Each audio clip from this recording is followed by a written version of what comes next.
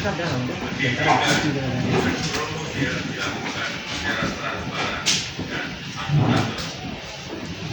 mencari karakter yang sesuai dengan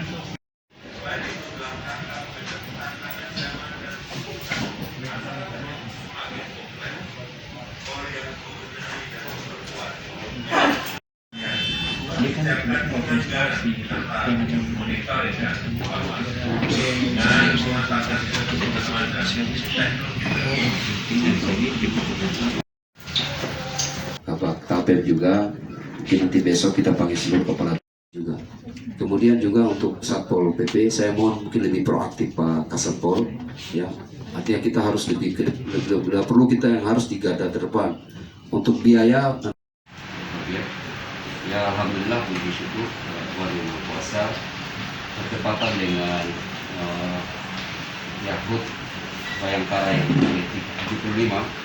Itulah kami ikut hadir serta di dalam upacara Bayangkara ke-75 ini, sekaligus juga kami bersama-sama dengan Bapak Kapolres, Pak Danim, Pak Kajari, Ketua Pengadilan, Ibu Wakil Bupati Fakfak, kemudian unsur pemerintah di lingkungan Sekda, Sekretariat Daerah Kabupaten Fakfak.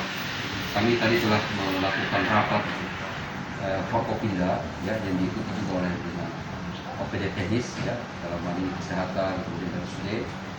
Kami telah mengambil beberapa keputusan. Yang pertama akan dilaksanakannya PPKM yang kemudian dilaksanakan mulai pada tanggal 3 Juli sampai dengan 14 Juli. Itu di tahap pertama. Akan tetapi nanti kami akan melihat perkembangannya. Jika COVID ini terus melonjak naik di Kabupaten Fakfak, maka kami akan berlakukan lagi, ya, PPKM di tahap kedua.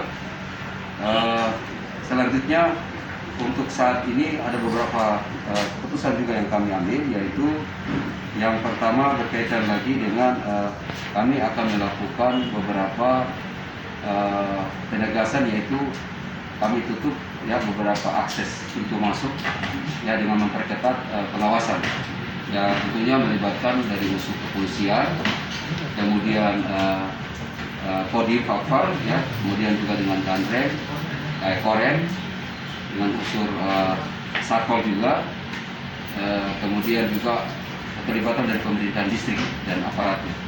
Ini semuanya semata-mata untuk bagaimana kita mengantisipasi akses masyarakat keluar masuk di beberapa wilayah distrik di Kabupaten Fakfak. Kemudian selanjutnya tentunya ini juga berkaitan semua pelaksanaan dengan penganggaran. Ya, tadi sudah kami putuskan ada beberapa langkah-langkah strategis yang kami lakukan saat ini sambil menunggu pembiayaan yang pemerintah lakukan, yaitu refocusing. Kalau kita menunggu refocusing tentu juga sangat memakan waktu, sehingga ada beberapa langkah yang kemudian tadi kami sudah ambil, yaitu nanti ada beberapa pembiayaan mendukung pelaksanaan PPKM di tingkatannya, baik di kabupaten hingga ke distrik sampai ke kampung. Itu kami penganggarannya melalui belanja tidak langsung. Tetapi ini akan dikoordinir oleh Pak Sekda, kemudian rinciannya akan dibuat tentunya juga untuk selalu mematuhi aturan atau mekanisme perundang-undangan. Kemudian dengan kondisi saat ini, Fakfak bisa kami katakan sudah masuk ke kondisi darurat, ya, karena persentase yang terpapar COVID ini sudah cukup tinggi, yaitu sudah di angka 140 sekian, ya, berapa 143. Ya, ini akan masih bertambah terus, ya, sehingga saat ini kami sampaikan Fakfak dalam kondisi darurat, sehingga ada langkah-langkah yang lebih cepat, ya, yang cepat, sehingga bisa mengantisipasi kelonjakan dari pasien yang terpapar. Selanjutnya nanti secara teknis juga bisa disampaikan oleh Pak Kepala Dinas Kesehatan, Pak Bondo. Kami silakan. Ini modelnya seperti apa? Apa yang diberlakukan sehingga dapat? Memang kami akan memberlakukan, ada penegakan pemberlakuan penutupan akses, ya. Tetapi itu ada pos-pos yang nanti kami siapkan di beberapa, baik itu di jalan darat, juga nanti ada patroli laut. Dan tentunya ini bisa mengantisipasi kelonjakan yang masyarakat yang keluar masuk tanpa mengikuti prokes, ya. Sehingga pemberlakuan pos-pos ini seperti yang pernah dilakukan sebelumnya.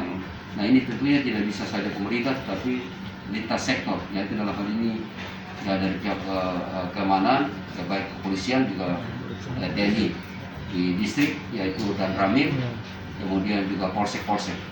Kami juga melibatkan juga saat di kali ini unsur Satpol PP pemerintah Kabupaten Fak-Fak. Saya tadi sudah perintahkan Kasatpol juga ikut serta rapat untuk mengambil andil ya bersama-sama dengan TNI dan Polri bisa mengantisipasi lonjakan ini, dan nanti mereka ikut serta terlibat penempatannya di pos-pos yang nanti di Ini kalau di penegasan ya, saya pikir harus ada itu supaya tidak kemudian masyarakat ini bebas saja keluar. Ya bukan saja menggunakan masker, harus memiliki swab antigen. Ya itu harus kita berlakukan. Di dalam edaran Bupati sudah jelas sekali. Bahkan bukan itu di pintu masuk pesawat udara di Bandara Toria akan kami berlakukan juga demikian. Termasuk juga dengan pelabuhan kita. Kita lebih mempertegas, memperketat. yang masuk harus di Harus swab. memiliki, ya Harus di swab atau memiliki ini. memiliki swab, Swab. dan nanti kita akan koordinasi ya karena rencananya kita buat unit kecil situ yang nanti bisa klinik yang nanti ada penempatan pihak lain ya dari mitra pemerintah katakanlah yang harus safe di tempat. Ya harus di safe tempat. Kalau misalnya ada yang Siapkan juga untuk karantina. Ya dan terpusat. Ini sudah kita siapkan. Tadi kami telah memerintahkan Pemda, teman-teman OPD tenis, termasuk Pak Kepala Dinas Kesehatan, mengecek beberapa hotel. Kami akan gunakan hotel untuk ada isolasi mandiri di sana. Katakanlah hotel BSI, yang mudah-mudahan di sana bisa nanti kita tempatkan beberapa pasien yang terpapar, yang kemudian nanti bisa ditangani secara bersama oleh para medis. jadi karantina terpusat. Iya. Dengan PPKM yang ini kan bagaimana dengan lingkup kerja? Apakah ada pembatasan nanti atau apa yang? Pasti ada pembatasan. Ya, ada pembatasan. Kemudian juga di wilayah-wilayah yang nanti isolasi mandiri itu memenuhi beberapa kriteria ya. Jadi nanti kita cek semua. Katakanlah di setiap kamar yang nanti ada di sana, bagaimana ventilasi udaranya, kemudian bagaimana kamar mandinya, itu semua memenuhi. Ya sehingga tidak nanti menyusahkan pasien itu sendiri nanti. Penerapan work from home? Ya itu kita diberlakukan. Mulai kapan? Tanggal 3 itu ya PPKM. Nanti dijelaskan secara teknis. Termasuk Garda terdepan untuk Satpol PP supaya ini juga bisa tolong mereka lebih bertegas di situ Pak, terima masyarakat, tapi keadaan ini cukup memprihatinkan. Fak-Fak sudah masuk di urutan kedua di Provinsi Papua Barat. Kedua, sehingga saya mohon dukungan semua pihak, tidak lagi kita saling menyalahkan, ya tetapi ini semua memang menjadi wabah dan varian Delta ini cukup luar. Mungkin Bapak Kapolres, Bapak Nadib, juga Pak Kajari, Pak Ketua Pengadilan Negeri, unsur Forkopimda yang saya hormati, membantu berikan kami masukan supaya kami kemudian kita tidak salah di dalam nanti memberikan kebijakan dari sisi penganggaran juga teman-teman OPD tenis. Ya maksud saya ini menjadi perhatian kita. Kepala Daerah Pak Sekda mulai besok tidak ada yang keluar daerah, semua di daerah semua. Juga eselon 2, eselon 3 kita jangan ada yang berangkat dulu, semua tetap tenang di daerah. Kita fokus sama-sama dalam.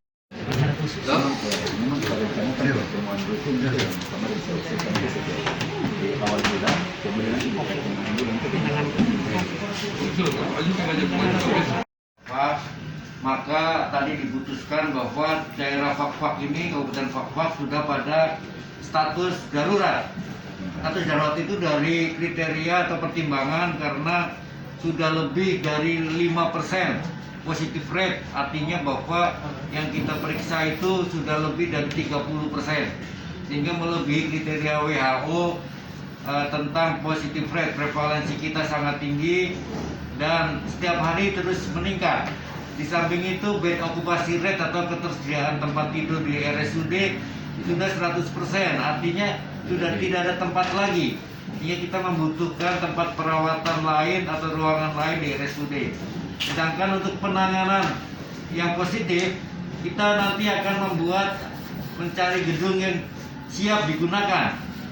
Apakah itu hotel atau gedung bisa kita manfaatkan untuk tempat perawatan. Dan kita minta bantuan BNPB, bisa juga SAR dan lain-lain yang punya tenda. Kalau memang banyak sekali pasien yang membludak gitu, ya kita bisa lakukan rumah sakit lapangan. Dan untuk kegiatan pembatasan, kita tadi disampaikan oleh Bapak Bupati bahwa kita akan membatasi di tingkat distrik, kampung sampai RT, sehingga mereka dapat membuat pos-pos jaga untuk mengantisipasi pergerakan penduduk atau mobilisasi penduduk di Fakfak. Dan tadi disampaikan bahwa untuk karantina terpusat bisa dilakukan di distrik, sehingga nanti akan ada pembiayaan untuk sewa gedung dan lain-lain, karena dengan jarak dan lokasi yang cukup jauh maka tidak perlu lagi di Fakfak semua. Sedangkan untuk siapa kriteria yang masuk ke perawatan ataupun karantina terpusat, nanti kita secara medis dapat membagi, misalkan yang ada gejala dan umur serta resiko-resiko lain bisa kita masuk kepada karantina terpusat. Jadi kalau masih umur muda dan juga resikonya tidak ada komorbid atau penyakit penyerta, nanti isolasi mandiri dengan ketat yang diawasi oleh aparat atau tim COVID kabupaten ataupun distrik ataupun kelurahan. Ada petugas yang merasa khawatir dengan situasi kemarin. Namun kemarin kepala distrik Serupati TV sudah kita undang ke Fakfak dan diberi arahan, nanti akan kita selesaikan secara baik-baik bagaimana memberi pengetahuan kepada masyarakat terkait dengan situasi dan kondisi protokol kesehatan COVID. Dan ke depan nanti tidak ada lagi bila ada yang meninggal dimakamkan di kampung, karena di tingkat kabupaten sudah menyediakan lokasi pemakaman khusus penderita COVID. Begitu. Ya, tadi kan begini, terkait dengan peristiwa yang dulu, maka kita akan tindak lanjuti sesuai dengan prokes dan kita akan mediasi nanti dengan masyarakat dan juga dengan pemerintah distrik. Dan nanti kita akan turun ke sana untuk memberikan arahan penyuluhan terkait dengan masalah COVID, situasi yang ada di Garuda Fakfak. Dan masalah testing dan tracing bagi yang kontak erat akan kita lakukan. Dan kita akan mediasi memberikan edukasi terus-menerus, karena memang masyarakat kita kan belum semuanya paham. Oleh karena itu, maka kita akan kerjasama dengan lembaga adat, tokoh masyarakat, tokoh pemuda dan lain-lain untuk dapat mengerti bahwa COVID ini nyata dan ada, dan ke depan penanggulangannya dapat dilakukan secara baik, komprehensif dan bergotong royong.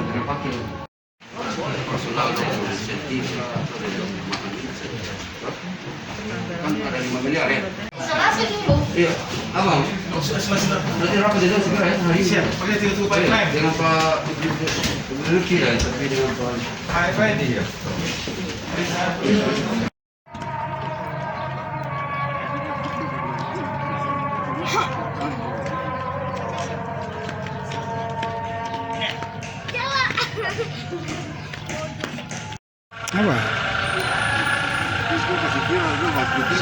pajak, sisanya.